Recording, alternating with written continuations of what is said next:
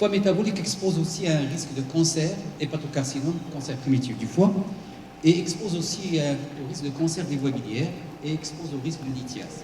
Et je termine, parce qu'il y a beaucoup de diabétologues dans la salle, vous manipulez énormément des antidiabétiques oraux, vous manipulez énormément les statines, et j'ai consacré quelques diapositives à la fin de la présentation sur le bon usage de ces deux classes thérapeutiques chez des gens qui ont un foie malade, notamment ceux qui ont un foie métabolique au stade d'hépatite chronique, voire au stade de cirrhose. Donc voilà les objectifs pédagogiques de cette présentation. Il faut d'abord définir de quoi on va parler aujourd'hui. Définir de quoi on va parler, c'est définir qu'une stéatose et qu'une stéatohépatie. Ce sont deux maladies différentes, quoique ça peut être un continuum. Mais avoir une stéatose tout court et avoir une stéatohépatite, ce sont deux situations de pronostic complètement différentes. La stéatose est une maladie bénigne qui n'expose pas au risque de complications à long terme. Notamment, il n'expose pas au risque de cirrhose et d'hépatite chronique. Avoir une stéatohépatite, par contre, c'est comme avoir un virus dans le foie. Ça expose au risque d'hépatite chronique, aux cirrhoses et aussi à l'hépatocarcinome. Donc vous voyez que ce sont deux situations dont le pronostic est complètement différent. La grande question, c'est chez quelqu'un qui a un foie brillant à l'échographie, c'est-à-dire une stéatose, comment faire la part entre ces deux entités, finalement, comment faire la part entre deux pronostics qui sont complètement différents. Donc, la définition est une définition anatomopathologique et histologique. Lorsque ça ne marche pas, le pointeur, il est là. Si je peux avoir il y a le pointeur qui ne marche pas. La stéatose, c'est tout simplement, c'est celui-là, je suppose. Je pense que la batterie. C'est fait.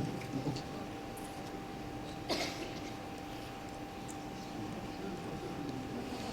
Donc, comme vous le voyez, juste pour faire avancer, vous avez à gauche une plaque où il y a juste de la stéatose, c'est-à-dire finalement c'est un dépôt de triglycérides qui dépasse 5% des hépatocytes.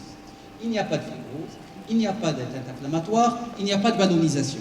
Et lorsqu'on aura de la ballonisation, c'est-à-dire de la souffrance hépatique des hépatocytes, lorsqu'on aura de l'inflammation, avec ou sans fibrose, là on est dans la stéatohépatie. Donc finalement, la part des choses se fait sur une biopsie. Mais vous allez le voir que celle-ci n'est pas obligatoire. On arrive à faire la part des choses avec des moyens cliniques, biologiques et des moyens non invasifs. Quelle est la prévalence de la situation? La prévalence dans la population générale sur les données d'échographie est quand même assez importante. C'est le quart de la population. C'est énorme, c'est 25%. Donc, au niveau global. Mais regardez, au Moyen-Orient, nous sommes les champions. La prévalence de la stéatose au Moyen-Orient, c'est comme d'ailleurs l'obésité, le Moyen-Orient étant la première région intéressée, c'est 31%. Et lorsque vous voyez l'Amérique du Sud, c'est de 30%, en Afrique, on est à peu près à quelque chose comme 13%. Si on va évaluer sur quelque chose de plus précis, la biopsie, et bien vous voyez que lorsque la biopsie est faite chez quelqu'un où il n'y avait pas une indication à le faire, vous allez me dire, mais pourquoi on a fait cette biopsie en fin de compte? Eh bien on l'a fait parce qu'on veut, ce sont des donneurs chez qui on fait obligatoirement une biopsie avant de prendre leur foie pour s'assurer notamment s'ils ont de la stéatose à l'échographie. Et lorsque on a un patient qui a de la stéatose et il est donneur, ça va de 6 à 29%. Et lorsque vous avez des malades chez qui on fait donc une biopsie parce qu'il y a des perturbations du bilan biologique, vous allez trouver de la stéatohépatite dans 60%. Et sachez que quelqu'un qui a de la stéatohépatite, sans risque de faire une cirrhose, est de 8 à 26%. C'est comme une maladie virale, comme l'hépatite C. Quels sont les facteurs de risque? Vous êtes concernés en premier. Tous ceux qui font du métabolique sont concernés en premier. Regardez, les facteurs qui sont bien établis, nous avons l'obésité, nous avons le diabète de type 2, nous avons la dyslipidémie, c'est-à-dire finalement les éléments de syndrome métabolique, la tension artérielle et le tour de taille. Et vous avez une maladie qui est quand même pas exceptionnelle, qui est souvent sous-diagnostiquée, c'est le syndrome de l'ovaire donc polykystique, auquel il faut penser chaque fois qu'une stéatose, on n'a rien trouvé. Il faut regarder à l'écho les ovaires comme ils sont, notamment s'il y a des d'hyperandrogynie, s'il y a des dysovulations, s'il y a un hirsutisme, notamment donc, chez des jeunes qui n'ont pas de syndrome métabolique. Et vous avez à gauche des éléments qui sont associés, pas de la même manière que ceux qui sont à droite, mais il y a une relation de cause à effet. Et là aussi, vous êtes concerné en premier. Vous avez l'hypothyroïdie, le syndrome d'apnée de sommeil, vous avez l'hypopituitarisme, l'hypogonadisme, et bien sûr, donc ça c'est chirurgical, c'est des résections donc pancréatico-duodénales chez les malades qui ont fait des DPC. Et le psoriasis aussi, c'est une maladie qui expose à la stéatose. Donc ça, ce sont les facteurs de risque connus. Et chaque fois qu'on a quelqu'un qui a ça, on revoit un petit peu ce qu'on est dans tout ça. On n'a pas mis des médicaments, parce qu'il y a pas mal de médicaments qui induisent la stéatose, les corticoïdes, le méthotrexate, et bien d'autres classes, les cyclines, et bien d'autres classes thérapeutiques, qui peuvent aussi induire donc, de la stéatose. Et dans la checklist qu'on fait, lorsqu'on trouve une stéatose, on doit absolument se renseigner par rapport à la prise de ces classes thérapeutiques. Prévalence de la stéatose en fonction des facteurs de risque. Regardez, chez les obèses, 50 à 70%. L'obésité morbide, c'est plus de 90%. Le diabétique, c'est 30 à 65%. Et les dyslipidémies, c'est la moitié. Donc, un malade sur deux de vos patients qui consultent sera concerné par ce problème. Donc, finalement, vraiment, vous êtes peut-être parmi les spécialistes, c'est la spécialité qui voit le plus de patients qui ont un foie métabolique. Regardez cette étude qui est très intéressante. 74 000 patients avec dyslipidémie, c'est énorme. On les a étudiés, 53 parmi eux ont une stéatose hépatique. Un malade sur deux, sur une grande série qui compte 44 000. Et si vous voyez le rapport cholestérol total sur HDL et le rapport triglycérides sur HDL, s'il est bas, ce risque baisse de 50% en moyenne à quelque chose comme 33%. Et lorsque ce rapport est élevé, finalement, lorsque vous avez un HDL bas, le rapport va automatiquement augmenter. Et si le rapport augmente, le risque de stéatose augmente en parallèle et il atteint, au lieu qu'il soit de 33% lorsque ce rapport est bas, il va atteindre quelque chose comme 78%. C'est-à-dire finalement 80% des malades qui ont une dyslipidémie et qui ont ce rapport qui est donc élevé seront probablement porteurs d'une stéatose. Quels sont les facteurs qui font qu'un patient qui avait de la stéatose tout court va passer d'une maladie qui est relativement bénigne à quelque chose qui est quand même assez péjoratif, avec un pronostic à long terme qui est réservé, à savoir la stéatohépatite. Et bien les facteurs, c'est encore vous, et c'est encore les métaboliques. Ils sont là au milieu. L'obésité, un BMI élevé, le diabète non contrôlé, l'hyperglycémie, l'hypertriglycéridémie, la sédentarité, le manque du sport, l'insulinorésistance, le syndrome métabolique, l'âge et des facteurs génétiques. Donc vous voyez que tous les facteurs sont d'ordre métabolique. Donc finalement, parmi les malades qui ont une stéatose, ceux qui vont passer à la stéatohépatite, ce sont vos patients essentiels. Ce sont vos patients essentiellement. Donc vous devez vraiment garder à l'esprit cette notion que les malades qui ont une stéatose, qui ont les éléments au centre de la diapositive, c'est finalement le syndrome métabolique avec toutes ses composantes, ce sont ceux qui sont à risque élevé d'aller vers la stéatohépatite et par conséquent d'aller vers le risque d'hépatocarcinome et de cirrhose. Cette diapositive est intéressante. Intéressante parce qu'on a vu, on a regardé en fonction des éléments du syndrome métabolique, chacun à part. Et vous regardez qu'avec le diabète, si on n'a pas de diabète, on n'a pas d'hypertension, le risque de faire une NASH, une stéatohépatite, la NASH, c'est la non-alcoolique stéatohépatitis, qu'on dit NASH, communément admis, c'est anglo-saxon, mais même les francophones appellent ça NASH parce que ça passe facilement. Donc, si on regarde la fréquence de la NASH en fonction des éléments du syndrome métabolique, lorsque vous n'avez pas de diabète, lorsque vous n'avez pas d'hypertension, votre risque de NASH est vraiment très bas. Et dès que vous commencez à développer des éléments du syndrome métabolique, l'hypertension, votre risque, il augmente à quelque chose comme 30%. Vous faites un diabète, vos risques, il commence à 50%. Et lorsque vous faites les deux, vous êtes diabétique et hypertendu, regardez, le risque, il passe à quelque chose comme 70 à 75%. Donc, les éléments du syndrome métabolique, lorsqu'ils sont tous là, le risque devient majeur de faire une stéatohépatite. Il y a des gens qui se présentent à nous, qui se présentent à vous aussi, qui n'ont pas de syndrome métabolique. Ils n'ont ni obésité, ni diabète, ni hypertension. Et vous regardez en échographie, ils ont un foie brillant, blanc. Vraiment de l'infiltration par la graisse, indiscutable. Quelle est la raison? Il se peut que ce soit des médicaments, oui. Il se peut que ce soit une maladie hépatique intercurrente autre que la stéatose, c'est-à-dire un diagnostic différentiel, oui. Mais ça peut être une authentique NASH, une stéatose, mais sans aucun élément de syndrome métabolique. Et bien ces gens-là, ils ont une anomalie génétique qu'on vient de découvrir, c'est la mutation, c'est essentiellement la première, la PNP et A3. Si vous avez cette mutation, il y a une deuxième moins fréquente, c'est la TM6SV2, mais si vous avez la PNP et la 3, vous pouvez être quelqu'un, aucun élément de syndrome métabolique, pas de surpoids, pas de diabète, pas d'hypertension, et pourtant, vous êtes quelqu'un à risque de foie métabolique. Et ça, on ne va pas le faire chez tout le monde, peut-être la chercher chez des gens qui n'ont aucun facteur de risque de syndrome métabolique, qui se présentent avec une stéatose, une stéatoïde. Donc c'est une piste qui est quand même intéressante, parce qu'on ne comprenait pas pourquoi des gens qui n'ont pas de surpoids, qui n'ont pas de syndrome métabolique, pourquoi ils font une NASH. Notion fondamentale. Lorsqu'on a une stéatose, une NASH, on ne meurt pas souvent de sang-froid.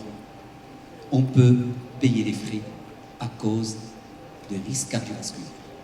Regardez dans le rapport de l'Organisation mondiale de gastroentérologie en 2014, c'est un très beau papier, et vous regardez lorsque vous avez une stéatose simple, votre risque de mourir par le foie est zéro. C'est pourquoi j'ai dit en début d'intervention que le pronostic d'une stéatose de cours est bon. C'est comme vous et moi.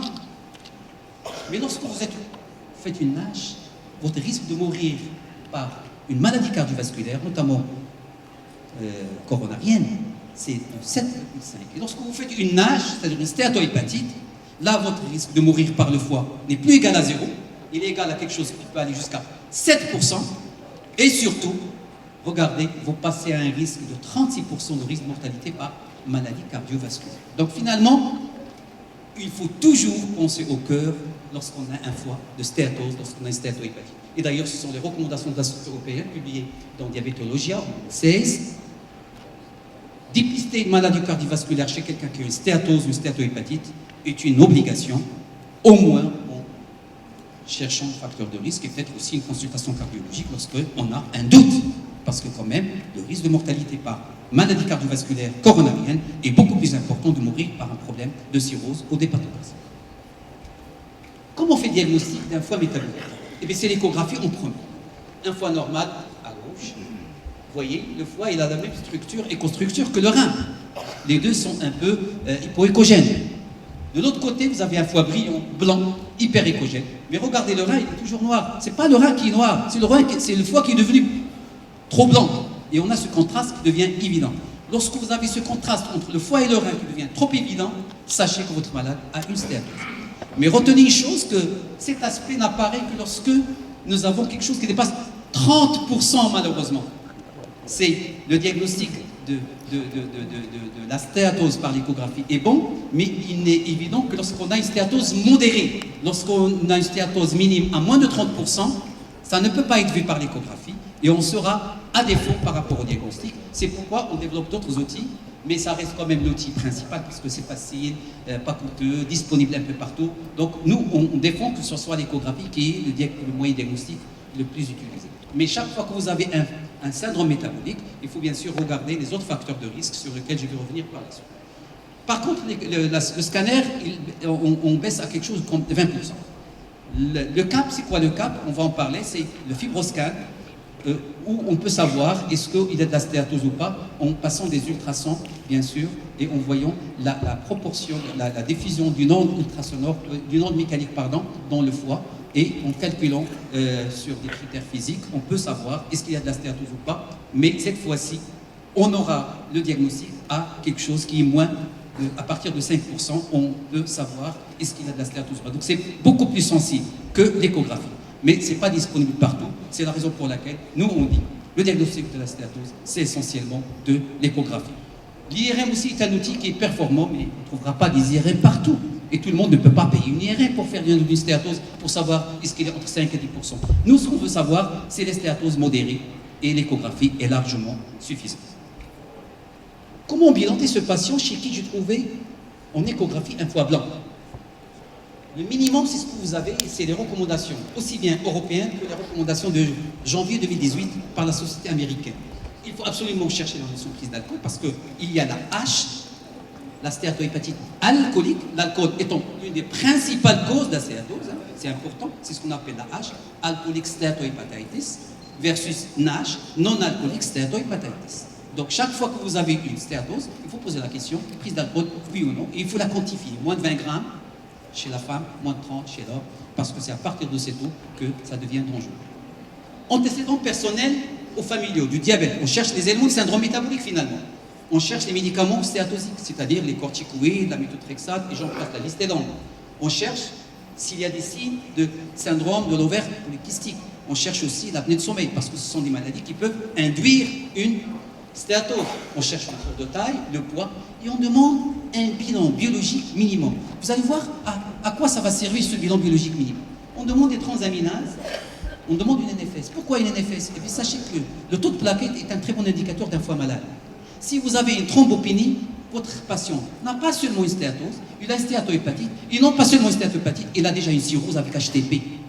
Quelqu'un qui a une stéatose à l'échographie, avec un foie à contour régulier, chez la NFS, je trouve une thrombopénie, j'ai 98% de chances que ce patient soit cirrhotique, HTP et HTP significative, rien que par la présence d'une thrombopénie, s'il n'y a pas une autre cause associée, bien sûr, de la thrombopénie. Mais une thrombopénie sans cause associée chez quelqu'un qui a une stéatose, c'est péjoratif comme élément biologique. Ça veut dire cirrhose et HTP. Et souvent, ce sont des malades qui vont aller voir les hématos, alors qu'ils doivent aller voir l'hépato en premier. Souvent, ce sont des malades qui ont tremballé dans les services d'hématos, chez les hématos, avant de venir nous voir. Je vous assure, hein, si vous trouvez un foie blanc chez quelqu'un qui a un syndrome métabolique, qui a une thrombopénie, votre premier diagnostic, c'est une cirrhose. Le temps.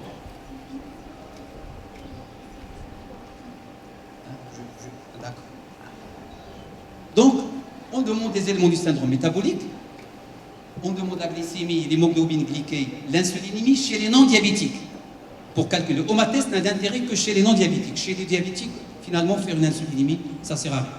D'ailleurs, c'est les recommandations de l'ASL de 2018. Pas d'insulinémie chez un diabétique, notamment, je ne sais pas dans votre spécialité ce que vous allez le faire ou pas, mais pour évaluer le risque par rapport à la NASH, nous, ça ne sert à rien, on ne le fait pas. On ne calcule pas le OMA-test chez un diabétique. La TSH, pourquoi? Parce qu'il y a l'hypothyroïdie qui peut être une cause, toutes les dysthyroïdies qui peuvent être une cause de la stéatose. Il faut toujours éliminer une hépatite B, une hépatite C, parce que malheureusement nous sommes dans un pays où il y a beaucoup de virus B.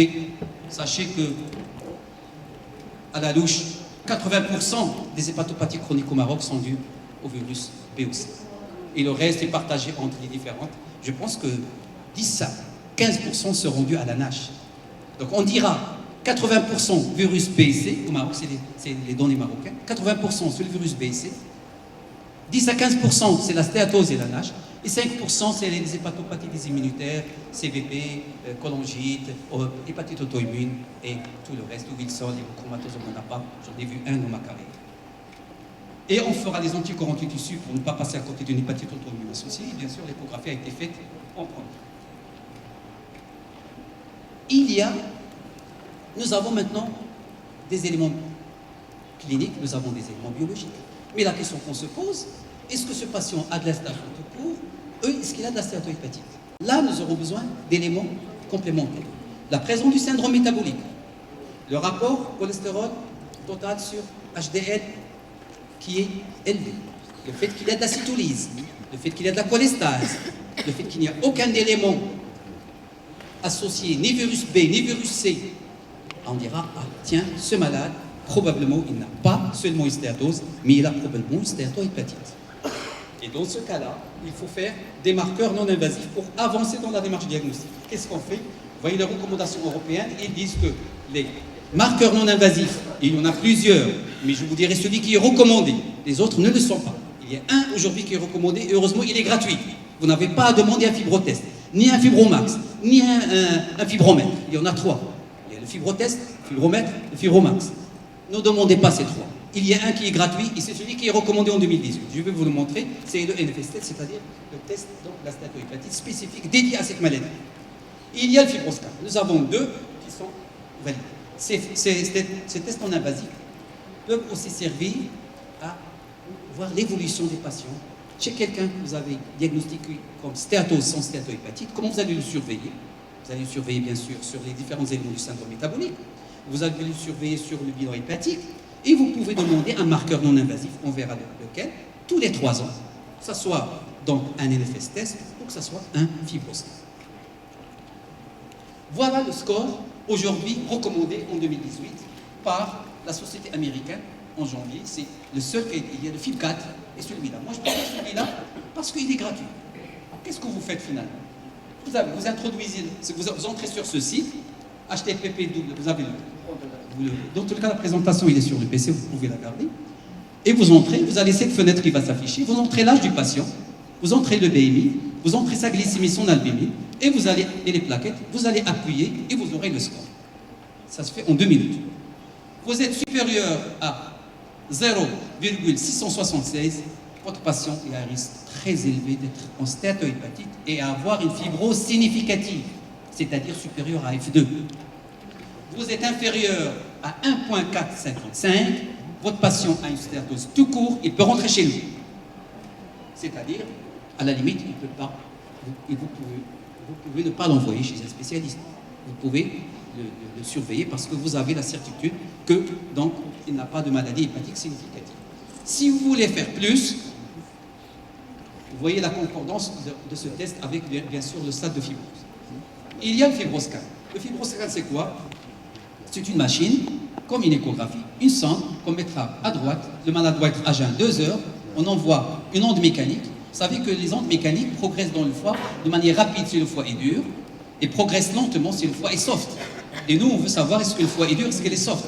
Toute onde mécanique il progresse dans l'eau rapidement, dans une pâte molle rapidement, et lorsque vous la faites passer dans quelque chose de dur, il va progresser plus rapidement lorsque le tissu est dur. Je suis désolé, donc j'ai inversé. Et comme ça, on pourra savoir est-ce que le foie, il y a beaucoup de fibrose, pas de fibrose, ou carrément une cirrhose. Les seuils sont ceux-là.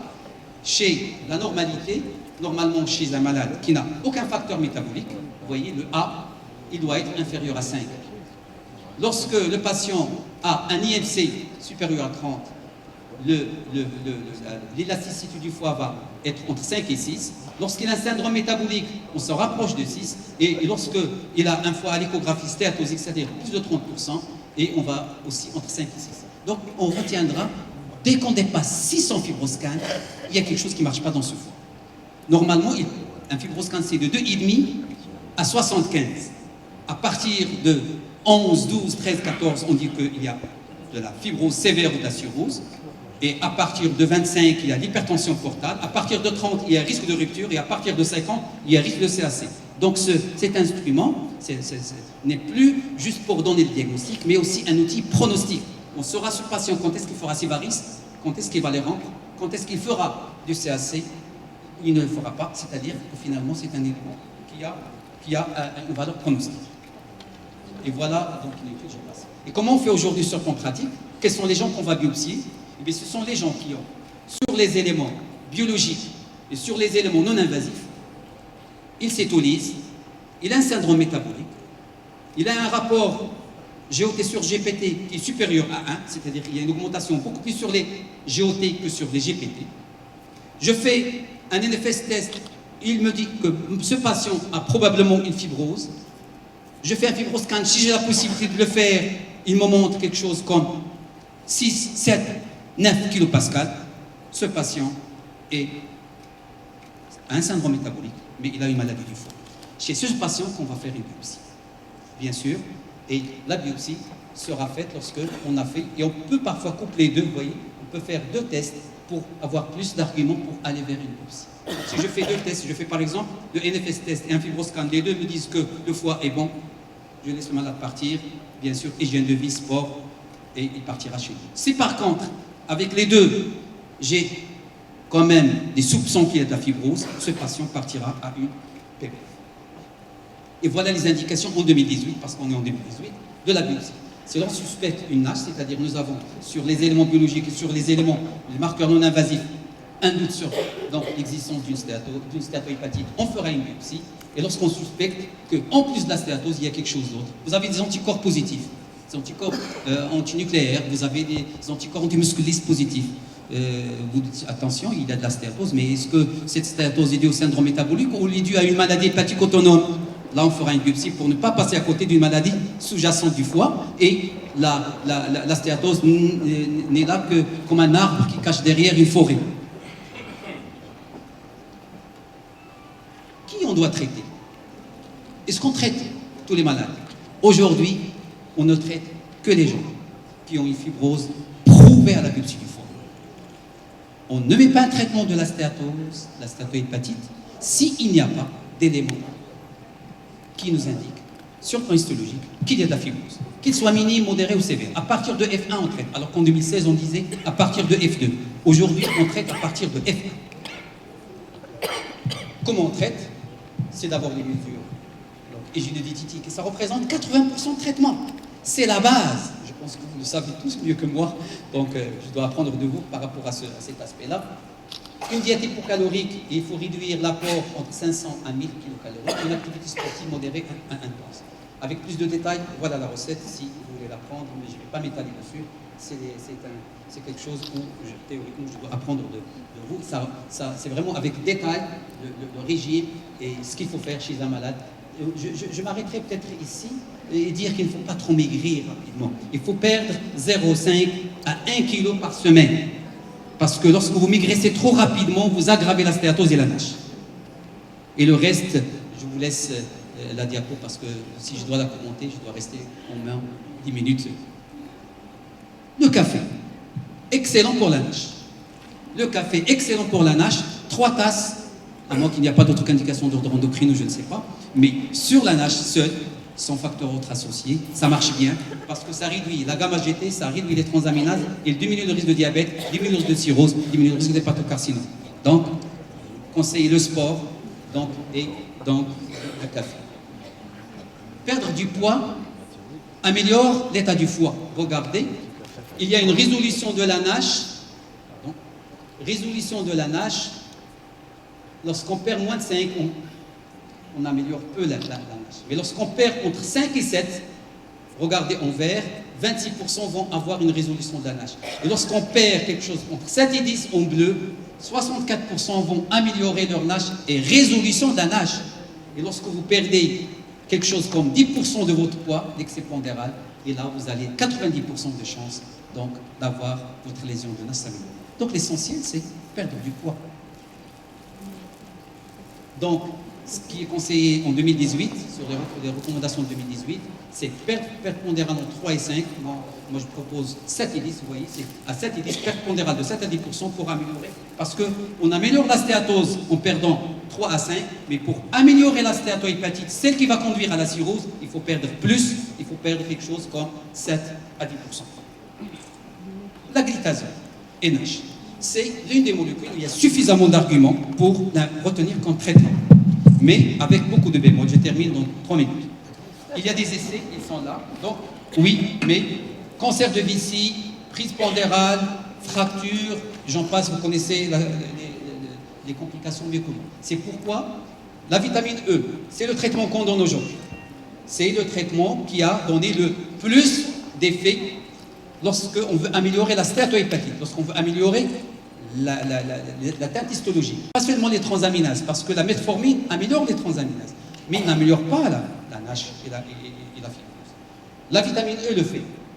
Et voilà les recommandations. La metformine n'est pas recommandée pour traiter la NASH. Pour les malades, chez les malades non diabétiques, mais chez un malade diabétique, la metformine a d'autres. Et c'est un traitement axial, parce qu'il améliore les deux. Mais je parle du non diabétique. La pioglitazone améliore l'histologie chez les patients avec ou sans diabète de type 2, mais il faut calculer le bénéfice-risque, donc il n'y a pas suffisamment d'arguments.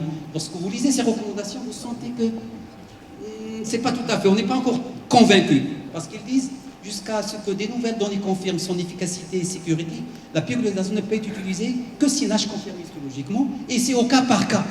Donc finalement, c'est pas prescription à tout venant qui a une NASH. La vitamine E, indiscutable, à condition d'éliminer les gens à risque cardiovasculaire. Pourquoi? Parce que regardez, on ne donne pas de la vitamine E. Lorsque le malade est diabétique, ça vous intéresse. Pourquoi? Parce que la vitamine E, dans des problèmes cardiovasculaires, lorsqu'on la donne pour une longue durée, et nous dans la NASH, on ne dépasse jamais 8 mois à 1 an. 1 an, c'est un maximum. Et généralement, c'est 800 mg jour, à condition qu'il n'y ait pas de gros facteurs de risque cardiovasculaire. Et donc, c'est la raison pour laquelle on ne donne pas de la vitamine E si j'ai un malade NASH qui est diabétique, parce qu'il est déjà à risque cardiovasculaire. La stéatose sans PBF, il faut avoir la preuve. Et bien sûr, le malade cirrhotique, pas de vitamine E. Pas de vitamine E chez un cirrhotique qui a une NASH. L'oméga, oui, mais pas pour la NASH. Pour l'hypertriglycéridémie seulement, ça n'a pas d'effet sur la NASH, mais bien sûr, ça soigne l'hypertriglycéridémie. La chirurgie bariatrique, oui, mais il n'y a pas suffisamment d'arguments pour faire vite parce que le temps passe. Et voilà les recommandations. Je résume. Oui, au cas par cas, dans des centres experts, mais attention, ce n'est pas la règle générale chez tout le monde. Le foie métabolique cancer. Rapidement, le diabétique a un risque de cancer beaucoup plus que les autres. Regardez, ça c'est quand même, c'est une coupe qui me fait peur, moi. Le ratio, le P, il est à 0,001 entre le risque de cancer entre le diabétique et le non-diabétique. C'est le premier cancer qui tue le diabétique. C'est le foie et le pancréas. Vous voyez les deux cancers qui tuent le diabétique, c'est le foie et le pancréas. Le syndrome métabolique, avec la stéatose, ça représente aujourd'hui 26% des causes de cancer primitif du foie. C'est plus l'hépatite B et l'hépatite C. Maintenant, on traite l'hépatite C, l'hépatite B pas tout à fait, mais l'hépatite C, on a terminé avec.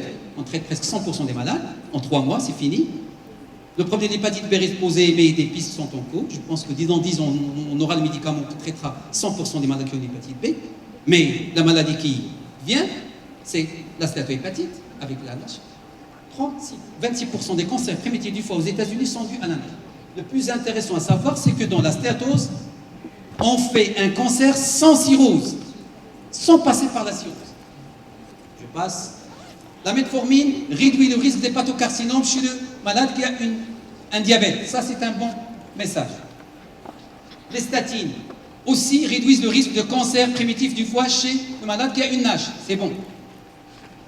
Les cancers des voies biliaires, oui, je passe parce que je n'ai plus le temps. Le risque de cancer des voies biliaires intrahépatiques est beaucoup plus important chez les diabétiques que chez les non-diabétiques. Le cholangiocarcinome, vous voyez, d'un risque de 2, vous passez un risque à 3,6. Mais aussi, regardez, ça c'est la metformine aussi qui réduit le risque de cholangiocarcinome. Donc cette metformine, elle réduit le risque d'hépatocarcinome et le risque de cholangiocarcinome chez les diabétiques. Donc c'est un excellent médicament chez les diabétiques. La lithiase, il est beaucoup plus fréquent chez les diabétiques que chez les non-diabétiques. Les statines, juste un message.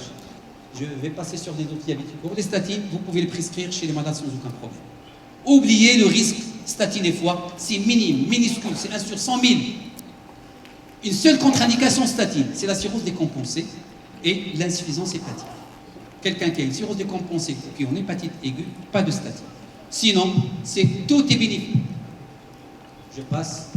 Et c'est les recommandations. Et je termine sur ça. Et je vous remercie. Merci beaucoup. Merci, très bel exposé.